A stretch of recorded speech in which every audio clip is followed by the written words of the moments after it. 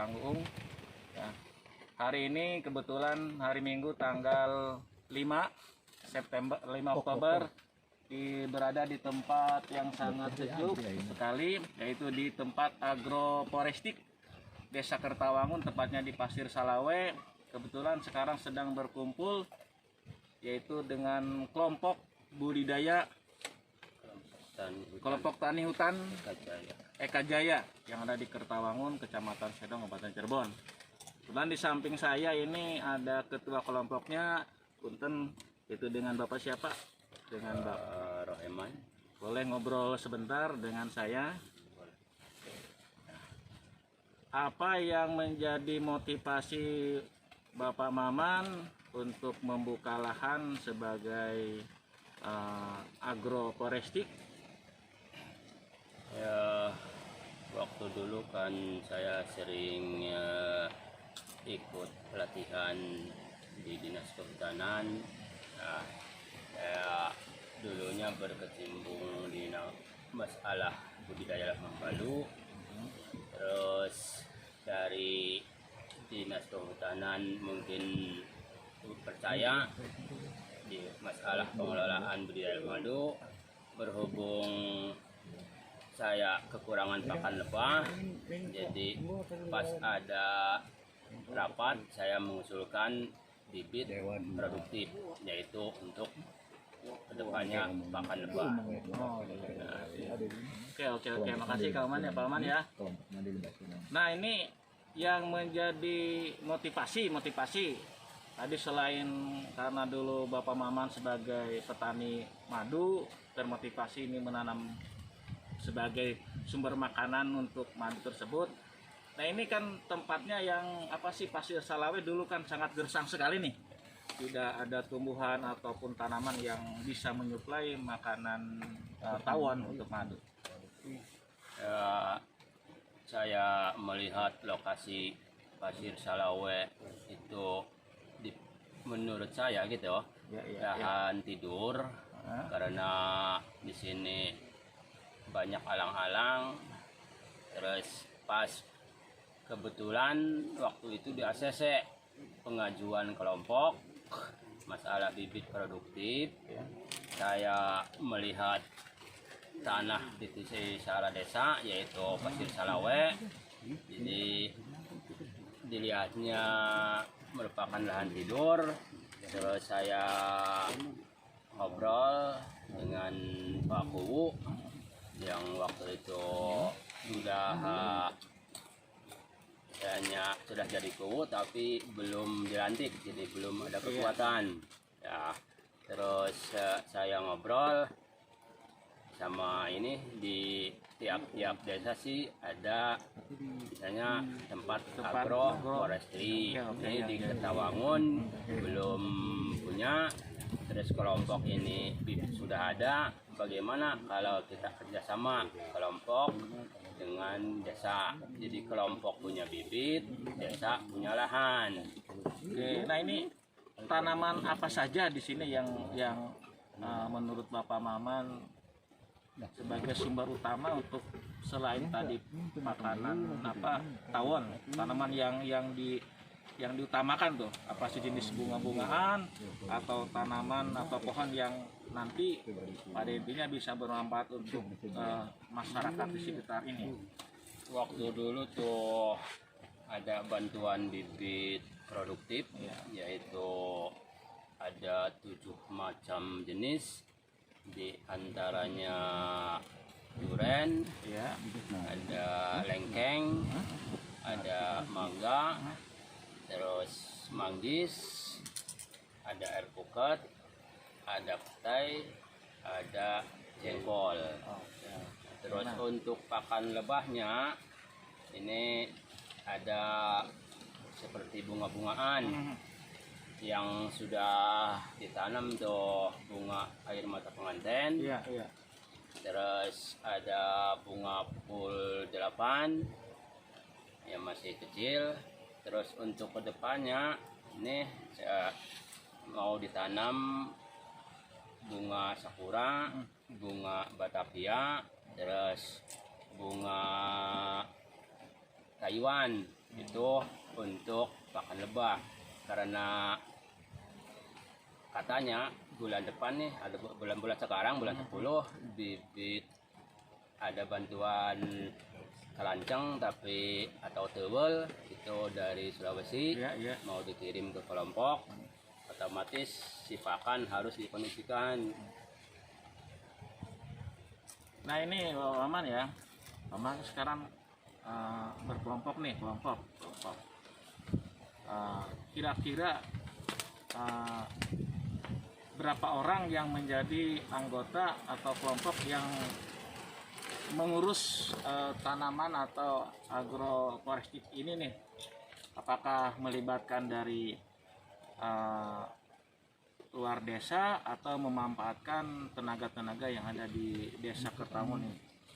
Kalau yang ini sebagai kan saya kelompok itu terdiri dari seorang ketua, ada bendahara, ada sekretaris, terus anggota sebanyak 15.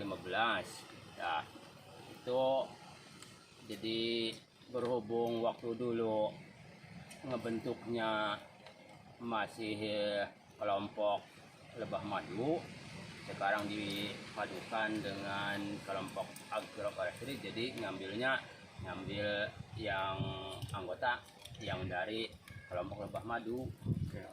Nah ini dalam mengurus ini nih, apakah Bapak Maman itu kerjasama baik dengan instansi pemerintah ataupun dengan pihak swasta yang kira-kira bisa mendukung terhadap hutan agrobis atau forestry ini? Kalau kerjasama sih istilahnya awal-awal juga saya udah ini kan bekerja sama dengan dinas kehutanan. Kehutanan yang pasti itu ya. Yang pasti. Tapi untuk misalkan ada donatur sih Pihak swasta umpamanya nih. belum ke sana arahnya. Tapi misalkan kalau ada ya nyimpen caranya donatur, ya mungkin diperhatikan lah gitu ya. Bahwa untuk ke depan kan kalau agroforestry kan baru waktu dulu penanaman bulan 2, sekarang bulan 10.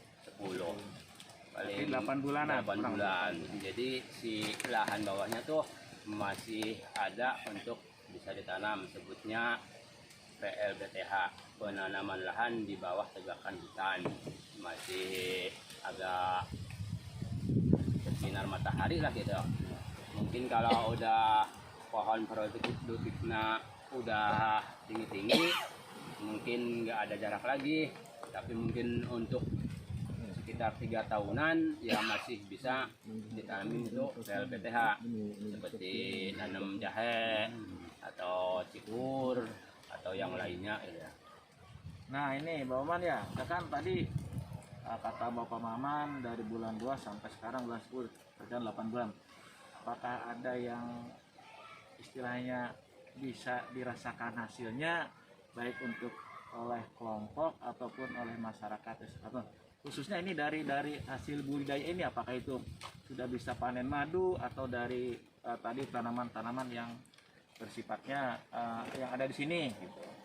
Kalau yang PLBTH itu waktu dulu kan masih si bibit masih kecil-kecil, jadi pas ada masih musim hujan, sebelah sana tuh ditanamin kacang tanah atau suuk, terus ada bangkoang, ada ubi jalar, ya alhamdulillah gitu untuk jabur-jaburan sih cukup lah gitu. Cukup.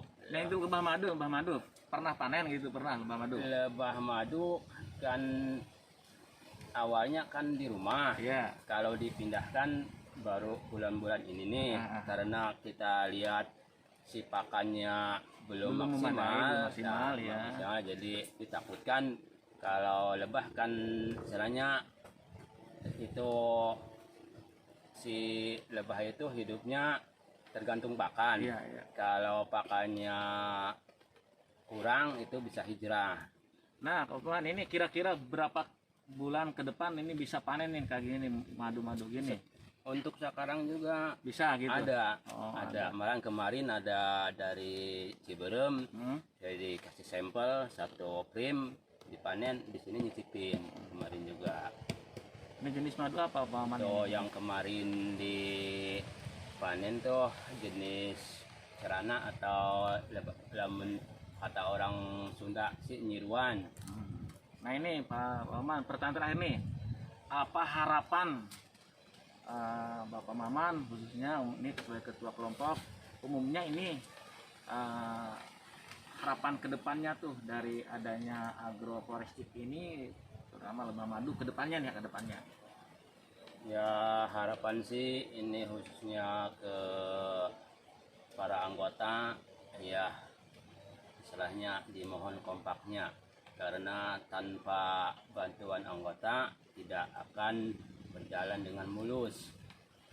Ya mudah-mudahan kedepannya kalau tanaman agro diurus atau lebah madu diurus, ya mungkin hasilnya juga akan maksimal. Nah ini mudah-mudahan lah ya Paman ya, terima kasih nih. Yang mohon maaf ini karena kita masih pandemi corona Paman ya, jadi mungkin perkembangan ataupun pengurusan karena terbentur masalah sekarang pandemi corona, mungkin harapan-harapan Paman tadi yang mudah-mudahan lah dengan kerjasama antara kelompok masyarakat dan pihak-pihak yang lainnya, mudah-mudahan harapan Bapak Aman dan anggota-anggotanya bisa tercapai ya, sebagai seorang motivator, seorang inovasi, seorang istilahnya pembuka jalan. Selain untuk agroforestik, ada kemungkinan ini kalau saya lihat bisa ke agrowisata, ke agrobisnis, karena ini lahannya cukup memungkinkan ke depan. Itu aja Pak Wan ya, karena berhubung waktu tidak memadai, terima kasih ini atas kesempatan bisa ngobrol dengan Bapak Ketua Kelompok Agroforestik Lembah Madu Desa Kertawangum. Saya doakan mudah-mudahan apa yang jadi harapan Bapak Maman dan anggota semoga tercapai dan hasilnya bisa dirasakan oleh kita semua. Terima kasih Bapak Maman ya. Mohon maaf tidak salaman karena sekarang lagi musim pandemik. Terima kasih. Assalamualaikum warahmatullahi wabarakatuh.